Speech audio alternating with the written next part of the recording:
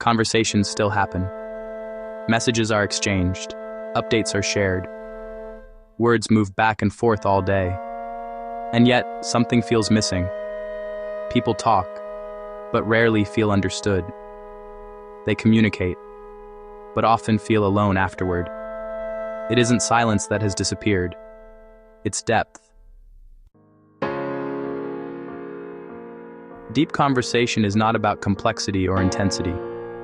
It is about presence, openness, and emotional availability. It is the kind of exchange where attention slows, defenses soften, and meaning has time to form.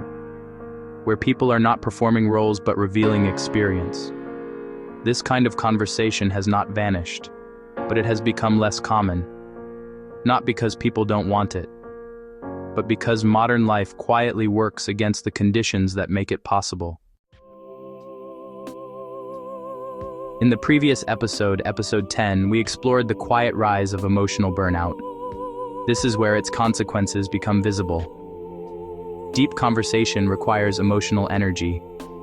It asks people to listen without rushing, to speak without rehearsing, and to tolerate uncertainty without immediate resolution.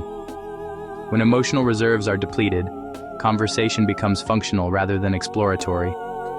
People exchange information instead of experience. They report instead of reflect. They respond instead of engage.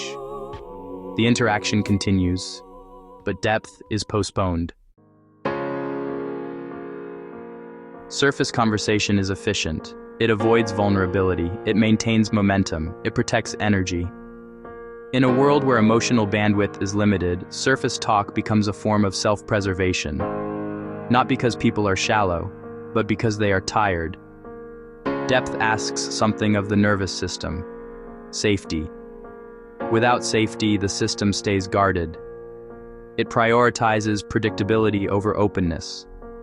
Deep conversation requires the opposite.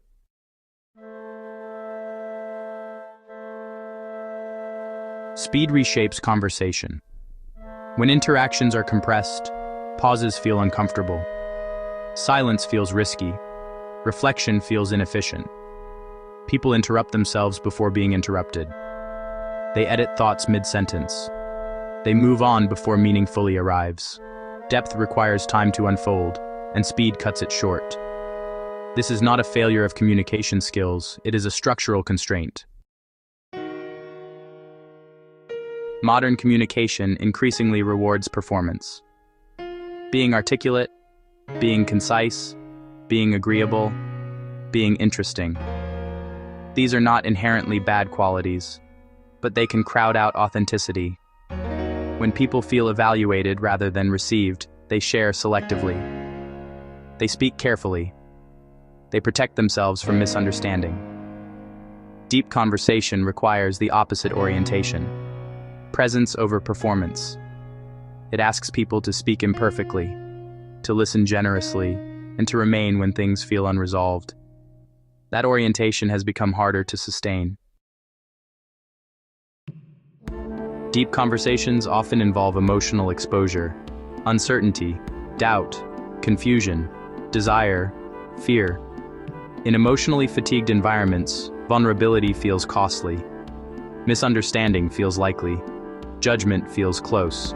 So people keep things lighter. Not because they lack depth, but because the environment does not reliably support it. Here's the shift most people don't see. Deep conversations haven't disappeared because people changed. They've become rare because the conditions that support them quietly eroded.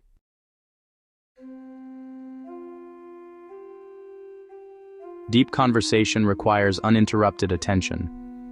When attention is divided by devices, time pressure, or mental noise, conversation stays shallow by necessity. Listening becomes partial. Responses become anticipatory. Meaning slips through gaps. Attentional safety is the unspoken foundation of depth. Without it, conversation remains informational rather than relational.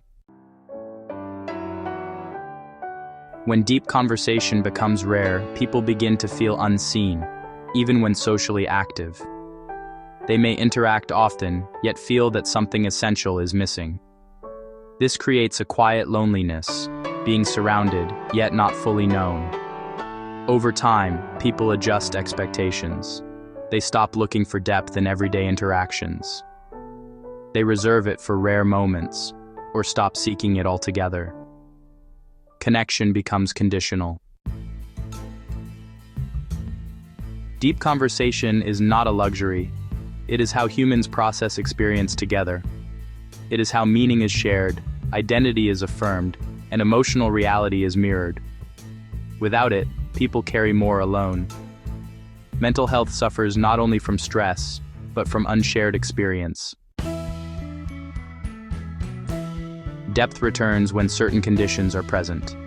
Time without urgency, attention without distraction, listening without agenda, safety without performance. These conditions cannot be forced, but they can be protected. Deep conversation emerges when people feel they do not have to rush, impress, or defend.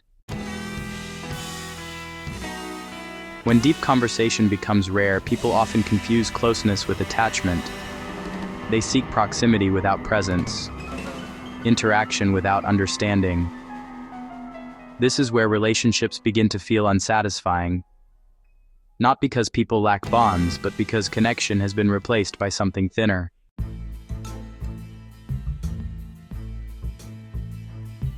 As depth fades, many relationships remain, but in altered form. People stay connected, yet feel distant. They interact, yet feel unseen. And this raises the next question in episode 12. Not about conversation, but about the difference between attachment and true connection. If this reflection resonated, pause before moving on.